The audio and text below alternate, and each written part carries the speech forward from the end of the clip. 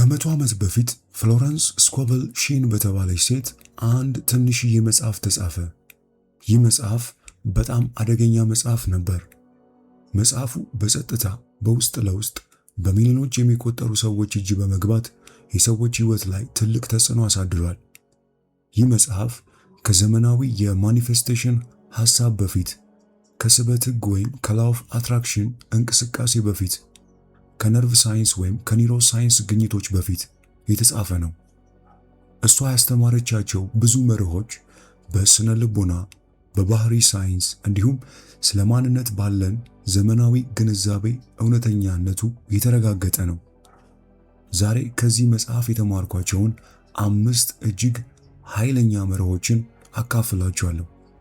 እነዚህም በዘመናዊ ሳይንስ እይታና በራሴ ልምድ ከሺዎች ከሚቆጠሩ መጽሐፍ ጭማቂ ያገኘሁትን ተሞክሮ በመጠቀም እገልጸዋለሁ።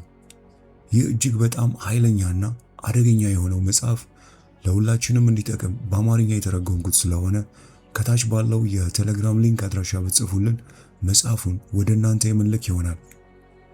አሁን ወደ መጽሐፉ ዘልቀን እንግባ። ብዙ ጊዜ ስለ ናፖሊዮን ሂል ወይም ስለ ናቪል ግራንድ የመሳሰሉ አስተማሪዎች ብዙ ጊዜ እንሰማለን። ግን እኔ ፍሎረንስ ስኮቬል ሺንን ከማንኛውም ታላቅ የአዲስ አስተሳሰብ ወይም ዘ ኒው ቶት አስተማሪ ጋር በእኩል አቆማታለሁ። እሷ በእኔ የሁል ጊዜ ምርጥ 5 አስተማሪዎች ውስጥ አንዷ ናት። ዘ ጌም ኦፍ ላይፍ ኤንድ ሃው ቱ ፕሌይ ኢት የተባለው መጽሐፏ በሕይወቴ ውስጥ ካነበብኳቸው 5 ምርጥ መጽሐፎች መካከል አንዱ ነው። በተጨማሪም ዘ ሴክሬት ዶር ቱ ሰክሰስ፣ ዩር ወርድ ኢዝ ዩር ዋንድ፣ ዘ ፓወር ኦፍ ስፖከን ወርድ የተባሉ ድንቅ መጽሐፎችንም ጽፋለች። ዛሬ ግን ለማብራራት የመረጥኩት ይህን ከ100 ዓመት በላይ የሆነውን የእሷን ኃይለኛውን መጽሐፍ ይሆናል። ምክንያቱም አስተሳሰባችሁን ለመቀየርና ሕይወታችሁን ወደ ሌላ ደረጃ ለማሳደግ እየፈለጋችሁ ከሆነ ፍሎረንስ ቀጣዩን ደረጃ የሚከፍትላችሁን ቁልፍ ሊኖራት ይችላል። እንዳልኳችሁ ከዚህ መጽሐፍ ከምናየው 5 ቁልፍ መርሆች መካከል የመጀመሪያው መርህ ሕይወት በመንፈሳዊ ሕጎች የሚመራ ጨዋታ ናት የሚለው ነው። ፍሎረንስ እንደምትለው መጽሐፏ በጣም ኃይለኛ በሆነ ሐሳብ ትጀምራለች። እንዲህ ትላለች: አብዛኞቹ ሰዎች ሕይወትን እንደ ጦርነት ያዩታል። ነገር ግን ሕይወት ጦርነት አይደለችም። ሕይወት ጨዋታ ናት። እሷ ሁልጊዜ የሰውን ሕይወት በተወሰኑ ቋሚ በሆኑ ሕጎች የሚመራ ጨዋታ እንደሆነ ታቀርባለች። ይህ በጣም ትልቅ እይታ ነው። ምክንያቱም ሕይወት ጦርነት ከሆነ የሚያሸንፈው ጠንካራ ነው። ነገር ግን ሕይወት ጨዋታ ከሆነ የሚያሸንፈው የጨዋታውን ሕግ የሚያውቀው ነው። እሷ እንደምትለው ሰው ሁሉ ይህንን ጨዋታ እየተጫወተ ነው፣ አወቀውም አላወቀውም። በመሆኑም ይህንን ጨዋታ የሚመሩ ሕጎች ቁሳዊ ሕጎች ሳይሆኑ መንፈሳዊ ሕጎች ናቸው። ይህ ዛሬ ከምንሰማው ብዙ የሞቲቬሽን መልእክት ፈጽሞ የተለየ ነው። ሁላችንም አንድ የምንሰማው ዛሬ ላይ ብዙ የተለመደ አባባል አለ። የበለጠ ስራ፣ የበለጠ መጣር አለብህ፣ ቀድመ መነሳት አለብህ፣ በጣም ጠንክረ መስራት አለብህ ሲባል እንሰማለን። ነገር ግን የዚህ መጽሐፍ ደራሲዋ ፍሎረንስ የምታቀርበው አቀራረብ ከዚህ እጅግ የተለየ ነው። የተረጋጋና ከሕይወት እውነተኛ ስርዓት ጋር የሚስማማ ነው። እሷ ደጋግማ የምታስተምረው አንድ ጠቃሚ ነገር አለ። ሰዎች የሚሰቃዩት አምላክ ወይም ዩኒቨርስ በረከቱን ስለከለከላቸው አይደለም ትላለች። ይልቁኑ ሳያውቁት የመንፈሳዊ ሕጎችን ስለሚጥሱ ነው። ይህ ሕይወትን የምንመለከትበትን መንገድ ፈጽሞ ይቀይራል። ይህ ለምን በእኔ ላይ ተከሰተ ወይም ምን ስህተት ሠራው ብለህ ከመጠየቅ ይልቅ የትኛውን ሕግ ገና አልተረዳሁትም ብለን እንድንጠይቅ ታስተምረናለች። በዚህ ኃይለኛ መጽሐፏ ውስጥ የውጫዊ ሁኔታቸው የተቀየረው ከውስጣዊ ግንዛቤያቸው ከተቀየረ በኋላ ብቻ የሆነ ብዙ የሰዎችን ታሪክ አንድ በአንድ ያካፈለች ሲሆን እንደ ምሳሌም አንዲት በገንዘብ የተቸገረች ሴት በገንዘብ ችግር ውስጥ ያለች ሴት በአእምሯ ውስጥ ለረጅም ጊዜ የነገሱትን ቂም፣ ፍርሃት ይቅር አለማለት እንደነበሩ ትገነዘባለች። እነዚያን እንደተወች ወዲያውኑ ሁኔታዋ መቀየር ይጀምራል። በሕይወቷ ውስጥ ያሉትን እድሎችን ወደ ማየትና ካለችበትም የፋይናንሻል ችግር ለመውጣት መላዎች ወደ አእምሮዋ በስፋት መግረፍ ጀመሩ። ሌላ ሰው ደግሞ በሕይወት ውስጥ ከሚታዩ ችግሮች ጋር መታገሉን እስኪያቆምና መተውን እስኪማር ድረስ በዚያ ሁኔታ ውስጥ ተጣብቆ ይቆያል ትለናለች። ስትተው ግን መለኮታዊ ሥርዓት ወይም ዲቫይን ኦርደር ጣልቃ ገብቶ ችግሩን መፍታት ይጀምራል በማለት በመጽሐፏ አብራርታለች። በዚህ መጽሐፏ ውስጥ የምታቀርባቸው ታሪኮች አብዛኛውን ጊዜ ተመሳሳይነት ሂደት የተከተሉ ናቸው። መጀመሪያ ውስጣዊ ለውጥ ይከሰታል። ከዚያ በኋላ ውጫዊ ለውጥ ይመጣል። ፈጽሞ በተቃራኒው አይሆንም። በዚህ ጉዳይ ላይ እሷ በጣም ወጥነት አላት። እንዲህ ትላለች። ቅድሚያ የሚመጣው የአእምሮ ሁኔታ ወይም ኮንሽስነስ ሲሆን ልምድ ወይም ኤክስፒሪየንስ ደግሞ ከእርሱ በኋላ ይከተላል። ከፍሎረንስ አስተምሮ በጣም የምወደው አንዱ ነገር ሁል ጊዜ መጽሐፍ ቅዱስን እንደ ማጣቀሻ መጠቀሟ ነው። እሷ መጽሐፍ ቅዱስን እነዚህን መንፈሳዊ ሕጎች ለመረዳት መመሪያ እንደሆነ ትናገራለች። ለምሳሌ ከትንቢተ ኢሳይያስ መጽሐፍ አንድ ጥቅስ ታነሳለች። ትንቢተ ኢሳይያስ ምዕራፍ 1 ቁጥር 19 ፈቃደኞችና ታዛዦች ከሆናችሁ የምድሪቱን መልካም ፍሬ ትበላላችሁ። በሌላ አነጋገር ሕጎቹን ከተከተላችሁ ትበለጽጋላችሁ ማለት ነው። ፍሎረንስ መጽሐፍ ቅዱስን እንደ ሃይማኖታዊ ሕግ ብቻ አታየውም። ይልቁኑ የሰው አእምሮና ንቃተ ሕሊና እንዴት እንደሚሰሩ የሚያሳይ መመሪያ አድርጋ ትተረጉመዋለች። ለዚህም ነው እሷን በጣም የምወዳት። ሕይወትን እንደ ከባድ ሸክም አታቀርበውም። ሕይወት ጨዋታ ናት ትለናለች። ሁላችንም የሚያጋጥሙን መሰናከልና መከራዎች ይኖራሉ። እነዚህ የማይቻሉ የሚመስሉ ነገሮች ያስወግዳል። እንዲህ ትላለች፣ መሰናክሉ ሕጉን ባለመረዳት ነው። ሕጉን ከተረዳ መሰናክሉን ማስወገድ ትችላለህ። ስለዚህ የምታስተምረው ሁሉ ውስጣዊው ሁኔታ እንዴት ውጫዊውን እንደሚፈጠር ነው። ይህን ሁሉ በግልጽና በስርዓት በተደራጀ መንገድ በዚህ መጽሐፏ ውስጥ አቅርባለች። እኔ ደግሞ እንደምታውቁት የተደራጀ የሐሳብ ማብራሪያ እወዳለሁ። እሷ እውነታውን ማንም ሰው ሊማረውና ሊበልጥበት የሚችል ስርዓት አድርጋ ታቀርባለች። ይህ ደግሞ በጣም ያስደስተኛል። የሕይወትን ጨዋታ በትክክል ለመጫወት ያነሳሳኛል። አሁን ወደ ሁለተኛው መርህ እንሂድ። ይህ ሁለተኛው መርህ ቃልህ በትርህ ነው የሚል ነው። ደራሲዋ የዚህ መጽሐፍ ፍሎረንስ ደጋግማ ወደምትመለስበት አንድ ሐሳብ እሱ የሕግ ኃይል ነው። እሷ ቃላት የፈጠራ ኃይል እንዳላቸው ታምናለች። በዚህ ርዕስ ላይ 2 ሙሉ መጽሐፎችን ጽፋለች። ቃላችሁ በፍጹም ገለልተኛ አይደሉም። ቃላችሁ እምነታችሁና አስተሳሰባችሁን ያሳያሉ። እነሱም ራሳቸውን በእውነታ ውስጥ ያጠናክራሉ። መገንባትም ሆነ ማፍረስ ይችላሉ። እሷ እንደምትገልጸው አብዛኞቹ ሰዎች ሳያውቁት በየቀኑ ራሳቸውን የሚጎዱ ቃላትን ይናገራሉ።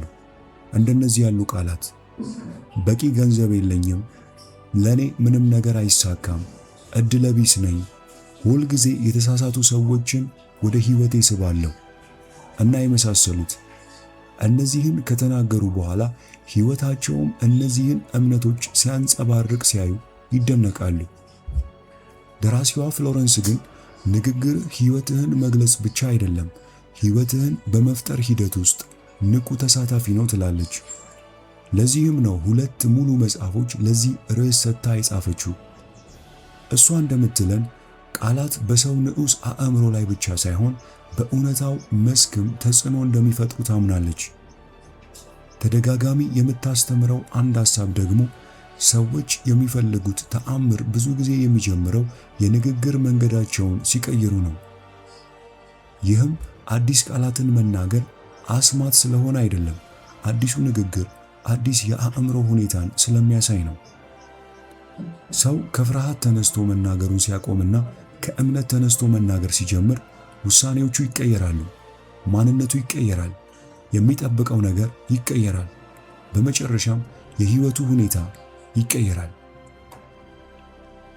በተጨማሪም ቃላት እንደ አስማት እንደሚሰሩ ትናገራለች። ምክንያቱም አጋጣሚዎችና ያልተጠበቁ ሁኔታዎች በህይወትህ እንዴት እንደሚታዩ ቃላትህ ያሳውቃሉ። ስለዚህ ቃል በውስጥህ የጀመረው ለውጥ በውጭ የሚታይበት ምልክት ሲሆን፣ እሷ እንደምትለው ሞትና ህይወት በምላስ ኃይል ውስጥ ናቸው። እንዲሁም በቃልህ ትጸድቃለህ፣ በቃልህም ይፈረድብሃል። እሷ እነዚህን መንፈሳዊ መመሪያዎች ደጋግማ በመጽሐፏ ታነሳለች። ቃላትህ የአእምሮህን አቅጣጫ ሁልጊዜ እየመሩ ናቸው። ከዘመናዊ ሳይንስ እይታም ይህ ትርጉም አለው። እንዲያውም ቃላትህ የሐሳቦችህ በግልጽ ቅርጽ የተገለጹ መግለጫዎች ናቸው። ሐሳባችሁ የኃይል ንዝረት ወይም ቫይብሬሽን ከሆኑ ቃላችሁ ደግሞ ያንን ንዝረት የሚያጠናክር ድምፅ ናቸው። ስለዚህ ቃላችሁ ሐሳባችሁ በቁሳዊ ዓለም ውስጥ ለመጀመሪያ ጊዜ የሚገለጡበት መንገድ ነው። ከዚያም በኋላ እውነተኛ የፈጠራ ኃይል ይሆናሉ። ይህም ቃል ሥጋ ሆነ የሚለውን ሐሳብ ያስታውሳል። ሐሳብህ በንግግር አማካኝነት በቁሳዊ ዓለም ውስጥ መገለጥ ይጀምራል። ስለ ራስህ ደጋግም የምትናገራቸው ታሪኮች እውነታን የምታይበት መነጽር ይሆናሉ። እውነቱን እንናገር። አብዛኞቻችን በጣም ብዙ እናጉረመርማለን። በሚቀጥሉት 24 ሰዓት ውስጥ አንድ ነገር እስኪ አድርጉ። አሉታዊ ነገር በተናገራችሁ ቁጥር ልብ በሉ። ምናልባት ይህ ምን ያህል ብዙ ጊዜ እንደሚከሰት ትደነቁ ይሆናል። ወይም ከምትፈልጉት ህይወት ጋር የማይስማሙ ቃላትን ስትናገሩ ራሳችሁን ታገኙ ይሆናል። እንደዚህ የሚሉ ቃላት: ጊዜ አይበቃኝም፣ ሰውነቴ ያመኛል፣ በጣም ደክሞኛል፣ ይህ በጣም ከባድ ይሆናል፣ ለኔ አይሳካልኝም፣ የምፈልገው ነገር ወደ እኔ አይመጣም። እነዚህ ሁሉ ቃላት አሁን ያለውን የአእምሮ ሁኔታችሁን ያሳያሉ። እናም የአእምሮ ሁኔታችሁ እውነታችሁን ወይም እውነተኛውን ዓለም ይፈጥራል። ሄንሪ ፎርድ እንደተናገረው መቻሉን የሚያምነው ሰውም ሆነ አልችልም የሚለውም ሰው ሁለቱም ትክክል ናቸው። አንዳንድ ጊዜ ሐሳቦቻችንን ማወቅ ከባድ ነው፣ ነገር ግን ቃላታችንን መስማት ቀላል ነው። ስለዚህ አሉታዊ ሐሳቦቻችሁን በቃላት መግለጽ ብታቆሙ ለእነዚህ ሐሳቦች የሚሰጣቸው ኃይል እንዲቋረጥ ታደርጋላችሁ። እንደ ፀሐይ ብርሃን የተነፈገ ተክል እነዚያ አሉታዊ እምነቶች ቀስ በቀስ ይደርቃሉ። የቃላችሁ ኃይል ይህን ያህል ታላቅ ነው። ቃላችሁ በውስጣዊና በውጫዊ ዓለም መካከል በሚታየውና በማይታየው መካከል ያለ በር መሆኑን ልብ በሉ። እንደዚች መጽሐፍ ደራሲ እንደ ፍሎረንስ ገለጻ ንግግራችሁ ወደ እውነተኛ ሕይወታችሁ ምን እንዲገባና ምን እንዳይገባ የሚወስን መግቢያ በር ነውና ልብ ልትሉና ልትጠነቀቁ ይገባል። አሁን ወደ ሶስተኛው መርህ ለመሸጋገር ዝግጁ ሆናችኋል። እንቀጥል። ሶስተኛው መርህ አለመቃወም ወይም ነን ሬዚስተንስ የፍጥረት ቁልፍ ነው የሚል ነው። አለመቃወም የፍጥረት ቁልፍ ነው። ከፍሎረንስ ጥልቅ ትምህርቶች አንዱ የምትቃወመው ነገር የበለጠ እንዲጠነክር እንደምታደርገው ነው። በተደጋጋሚ የክርስቶስን ቃል ታነሳለች። በዚህ ምዕራፍ ስር ክፉውን አትቃወሙ። በመጀመሪያ ሲሰማ ይህ ደካማነት ይመስላል። ነገር ግን ፍሎረንስ የምትሰጠው ትርጉም ፈጽሞ እንደዚህ አይደለም። እሷ እንደምትለው ስሜታዊ መቃወም የአእምሮን ንቃተ ህሊና ከማይፈልጉ ሁኔታዎች ጋር አስሮ ያቆየናል። ይህን በሌላ መንገድ እንዲህ ትለዋለች: ፍርሃት ፍርሃትን ያጠናክራል። ቂም ያለፈውን ሕያው አድርጎ ያቆያል። ግጭት ግጭትን ያራዝማል። የምትዋጉበት ነገር ለመቀጠል የሚያስፈልገውን ኃይል ብዙ ጊዜ እናንተው ትሰጡታላችሁ። ስለዚህ ሕይወትን በኃይል ለመቆጣጠር ከመሞከር ይልቅ አለመቃወምን ታስተምራለች። በመጽሐፎቿ ውስጥ ብዙ ሰዎች የፈለጉትን ያገኙት ፍርሃትን፣ መቆጣጠርን፣ ቂምን ወይም ተስፋ መቁረጥን ከተዉ በኋላ መሆኑን ታሳያለች። ውጫዊ ስኬት ሁልጊዜ ከውስጣዊ እጅ መስጠት በኋላ ይመጣል። መተው ማለት ተስፋ መቁረጥ አይደለም። ይልቁኑ ችግሩን የሚፈታ ከፍ ያለ ስርዓት እንዲሰራ ቦታ መስጠት መፍቀድም ማለት ነው። በሌላ አነጋገር አለመቃወም መፍትሄዎች እንዲወጡ ቦታ ይፈጥራል። መቃወም ግን ችግሩን እንዲቀጥል ወይም እንዲያባብስ ያደርጋል። ለዚህም ከመጽሐፍ ቅዱስ ይህን ቃል ትጠቀማለች። ከተቃዋሚ ጋር ፈጥነህ ተስማማ። ይህ ማለት ክፉን ተቀበል ማለት አይደለም። ይልቁኑ ንቃተ ሕሊና በመቃወም እንዳይታሰር የሚያስተምር መንፈሳዊ መመሪያ ነው። ዓላማው ሁኔታውን እጅ መስጠት ሳይሆን ከእንግዲህ በኋላ እንዲቀጥል የማትፈልገውን ነገር ከራስህ የፈጠራ ኃይል መንጠቅ ማለት ነው። አሁን በመቀጠል የምናየው አራተኛውን መርህ ነው። ይህም ምናብ ከመገለጥ በፊት ይመጣል የሚል ነው። ፍሎረንስ ሁልጊዜ የምታስተምረው የማይታየው ቅድሚያ እንደሚመጣ የሚታየውም ከዚያ እንደሚከተል ነው። ይህ የታላቁ ሚስጥራዊ አስተማሪ መሰረታዊ ትምህርትም ነው። እሷ እንዲህ ትላለች፣ ውስጣዊው ምስል ቀድሞ ይመጣል፣ ውጫዊ ሁኔታ ከዚያ በኋላ ይከተላል። በሌላ አነጋገር በ100% ጊዜ መጀመሪያ ራእዩን በአእምሮ መያዝ አለብህ። ከዚያ በኋላ ያ ራእይ በእውነታ ውስጥ ቀስ በቀስ ይገለጣል። ስለዚህ ፍሎረንስ ሰዎች ውጤቱ ከመታየቱ በፊት እንኳን የተሳካውን ሕይወት በአእምሯቸው እንዲኖሩ ታበረታታለች። አሁን ያለው ሁኔታ ምንም ቢመስል ራእዩን አጥብቀው እንዲይዙ ትመክራለች። ይህን ማድረግ ቀላል ባይሆንም እሷ እንደምትለው የመንፈሳዊ ሕግ የሚሰራው በዚህ መንገድ ነው። ስለዚህ በተስፋ መኖር ወይም ለሚመጣው ነገር አስቀድሞ መዘጋጀት ብላ የምትጠራው አኗኗር ይህን ነው። የምትፈልገው ነገር አስቀድሞ እንዳለህ አምነ መኖርና እሱን አስቀድመህ እንደተቀበልከው ሰው መኖርን ታስተምራለች። በሌላ አነጋገር ይህ የወደፊት ራስህ አሁን ሁን የሚል ሐሳብ በሌላ መንገድ እንደማለት ነው። በመጽሐፏ ውስጥ አስደናቂ ታሪኮችን ታካፍልናለች። ለምሳሌ ከባለቤቷ የተለየች አንዲት ሴት ነበረች። ባሏ እንደሚመለስ በሙሉ እምነት በየምሽቱ የእራት ጠረጴዛውን ለሁለታቸው እያዘጋጀች ትጠብቀው ነበር። ይህን በታማኝነትና በቀጣይነት ለ2 ወራት ካደረገች በኋላ ያልተጠበቀ ነገር ተከሰተ። ባሏ ተመለሰ እና ሁለቱም እንደገና ተገናኙ። ሌላ ታሪክም ትጠቅሳለች። አንዲት ሴት የህልሟን ቤት ገና ሳታገኝ ለዛ ቤት የሚሆኑ የቤት ዕቃዎችን መምረጥና ማዘዝ ጀመረች። ብዙም ሳይቆይ ያሰበችውን ቤት አገኘች። ደራሲዋ ፍሎረንስ ሁልጊዜ ምናብና እምነትን አንድ ላይ ታያይዛለች። እንዲህ የሚል ውብ አባባል መጽሐፏ ላይ አለ። ሰው የሚያስፈልገው ነገር የማያልቅና የማያቋርጥ ነው። ነገር ግን ውጤቱ ከመገለጡ በፊት እምነትና ሙሉ መተማመን መቅደም አለበት። እንደ ልማዷ መጽሐፍ ቅዱስን ጠቅሳ ይህንን ሐሳብ እንዲህ ብላለች፣ እንደ እምነታችሁ ይሁንላችሁ። እንዲሁም እምነት ተስፋ የተደረገው ነገር እርግጠኛ መሆን፣ የማይታየውም ነገር ማስረጃ ነው። እምነት ራእዩን በጽናት ይይዛል። ፍርሃትና አሉታዊ ምስሎች ቀስ በቀስ ይጠፋሉ። በተገቢው ጊዜም ተስፋ ያደረግነውን እናጭዳለን። እስከ መጨረሻውም ከጸናን ተስፋችንን እንጨብጣለን። ይህ ውሳኔህን አትቀይር፣ ራእይህን አትልቀቅ። እውነታው በመጨረሻ የተጣጣመ ይሆናል፣ ወደ አንተም ይመጣል። ዛሬ ዘመናዊ የነርቭ ሳይንስ ከፍሎረንስ ትምህርቶች ብዙዎቹን ይደግፋል። ለምሳሌ የሞያ ስፖርተኞች ስፖርታቸውን በአእምሯቸው ብቻ ሲያስቡ የጥንታቸው እንቅስቃሴ እውነተኛ ልምምድ እንደሚያደርጉ ሁሉ ምላሽ እንደሚሰጥ ተረጋግጧል።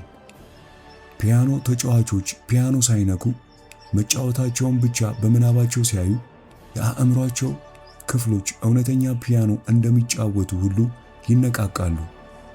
እነዚህ ሁለት ጥናቶች የሚያሳዩት አእምሮ እጅግ ኃይለኛ መሆኑን ነው። በተግባርም ሆነ በመንፈሳዊ ደረጃ በአእምሮ ውስጥ በቀጣይነት የምትይዘው ምስል በቂ ጊዜ ካገኘ በኋላ በእውነታ ውስጥ ይገለጣል። ስለዚህ አንድ ነገር በፍጹም አትርሳ። መጀመሪያ ምናብ ይመጣል። ከዚያ በኋላ መገለጥ ወይም ማኒፌስቴሽን ይከተላል።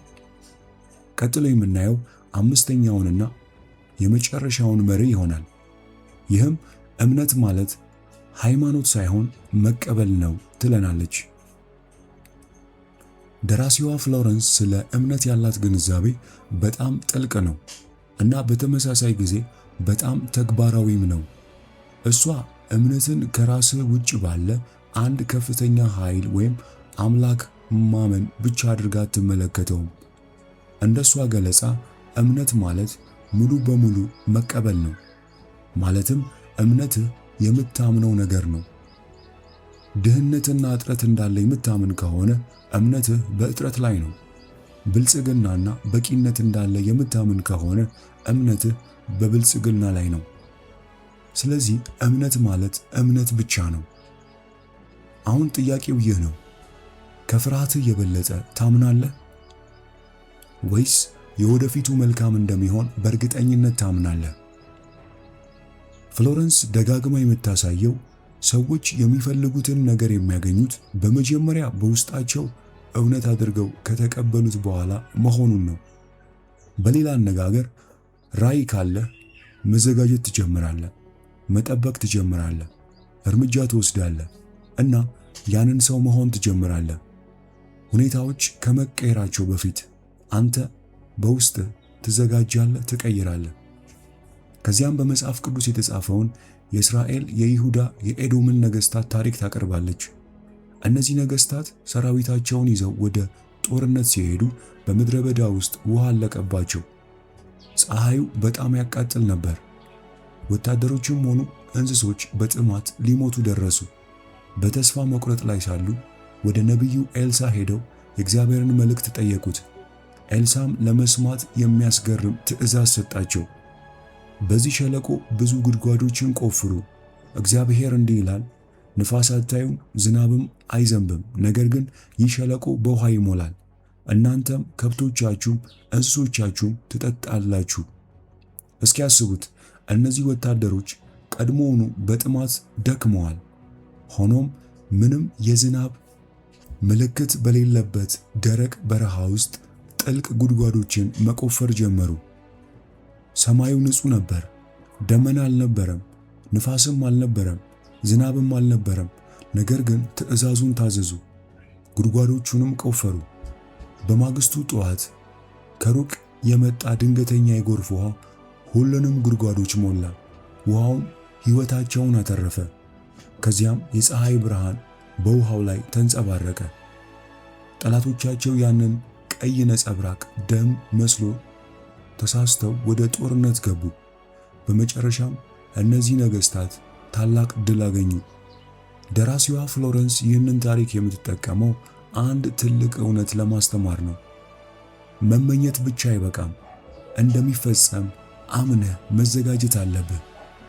ወታደሮቹ ጉድጓዶችን በመቆፈር ውሃው የሚሞላበትን ቦታ አዘጋጁ። ይህ ነው እውነተኛ እምነት። እነዚህ ወታደሮች ጉድጓዶችን በመቆፈር ውሃው የሚገባበትን ቦታ ማዘጋጀት ብቻ ይህ እውነተኛ እምነት እንደሆነ ማሳያ ነው። ብዙ ሰዎች ተአምር ይፈልጋሉ። ነገር ግን የሚገርመው ነገር አሁንም የነፋስና የዝናብ ምልክት እየጠበቁ መቆየታቸው ነው። ውጫዊ ማስረጃ እስኪመጣ ድረስ ለማመን ይጠብቃሉ። ኢኮኖሚው እስኪሻሻል፣ ሁኔታዎች እስኪለወጡ፣ ጊዜው ትክክል እስኪሆን ድረስ ይጠብቃሉ። ደራሲዋ ፍሎረንስ ግን እንዲህ ትላለች፣ አብዛኛው ሰው ሁልጊዜ ውጤትን ይጠብቃል። ጉድጓዱን ከመቆፈሩ በፊት ንፋስና ዝናብ መምጣቱን ማየት ይፈልጋል። ነገር ግን ሕጉ ይህ ነው፣ መጀመሪያ ጉድጓዱን ቆፍር፣ ከዚያም ውሃውን ጠብቅ። ይህ ምን ያህል ኃይለኛ ሐሳብ ነው! ፍሎረንስ ተማሪዎቿ ይህ ሕግ በሕይወታቸው እንዴት እንደሚተገብሩ ተግባራዊ ምሳሌዎችን በመጽሐፏ ታቀርባለች። አንዲት ሴት የሥራ ቦታ ትፈልግ ነበር። ነገር ግን ቤት ተቀምጣ በጭንቀት አትጠብቅም ነበር። አዲስ የሥራ ቦርሳ ገዛች፣ የሥራ ልብሷን አዘጋጀች፣ እስካሁን የሌላትን ዴስክ እንደምትጠቀም በማሰብ ተዘጋጀች። ቤቷንም እንደ አዲስ ሕይወቷ ለመቀበል ተዘጋጀች። ሌላ ሰው ወደ ውጭ ሀገር መሄድ ይፈልግ ነበር። በባንክ ሂሳቡ ምንም ገንዘብ ባይኖረውም ሻንጣ ገዛ፣ ፓስፖርት ለማውጣት አመለከተ። ሌላ ሰው ደግሞ ቤት መግዛት ይፈልግ ነበር። ትንሽ የቤት ማስዋቢያ ነገር ወይም የቤት ቁልፍ ማስታወሻ ገዛ። ይህም ለንዑስ አእምሮ እንዲህ የሚል መልእክት አለው። ይህ ነገር አስቀድሞ ተወስኗል። እነዚህን ተግባራት በማድረግ በእምነት ጥልቅ ጉድጓዶችን እየቆፈሩ ናቸው። እነዚህ ሰዎች አእምሯቸው አሁን ካላቸው እጥረት ላይ ከማተኮር ወይም የሚጠብቁት ብልጽግና እንዲያተኩር እያሰለጠኑት ነበር። በመጨረሻም ውጫዊው ዓለም ከውስጣዊ ውሳኔያቸው ከእምነታቸውና ከዝግጅታቸው ጋር መጣጣም ጀመረ። ጉድጓዱን ቆፍር፣ ዝናቡም ይመጣል። እኔ ከፍሎረንስ ስኮቬል ሺን 4ቱ መጽሐፎች ካነበብኩ በኋላ እሷ በቀላሉ ማኒፌስቴሽን ብቻ እያስተማረች እንዳልነበር አምናለሁ። እሷ የምታስተምረው የሰው ንቃተ ህሊና በተወሰኑ ህጎች እንደሚሰራ ነው። የእውነታ ግንዛቤ፣ ቃላት፣ ምናብ፣ መቃወም ወይም መተውህ እና እምነት። እነዚህ የተለያዩ ነገሮች አይደሉም። እነሱ አንድ ትልቅ መርህ፣ የተለያዩ መገለጫዎች ናቸው። የውስጥ ዓለምህ ያለማቋረጥ ወደ ውጫዊ ህይወትህ እየተቀረጸ ነው። ምናልባት ይህ ነው ስራዋ ለአንድ ምዕተ ዓመት ያህል እንዲቆይ ያደረጋት። ምክንያቱም ቃላቱን ቢቀያየሩ የሰው ንቃተ ህሊና አልተቀየረም። ጨዋታው አሁንንም እየተጫወትን ነው። ህጎቹ አሁንም እየሰሩ ናቸው። ጥሪው ከፍሎረንስ ዘመን ጀምሮ እስከ ዛሬ አንድ ነው። ህጎቹን ተማር፣ ንቃተ ህሊናህን ተቆጣጠር፣ ህይወትህም ያንን እንዴት እንደሚቀርጽ ተመልከት። ይህንን ክፍል ከወደዳችሁት የዛሬውን መጽሐፍ ሙሉውን በአማርኛ ስለመለስኩት ከታች ባለው የቴሌግራም ሊንክ አድራሻ ስለ መጽሐፉ ብትጠይቁኝ የምልክላችሁ ይሆናል። የኛ ማህበረሰብ አባል ለመሆን ቻናሉን መቀላቀል ትችላላችሁ።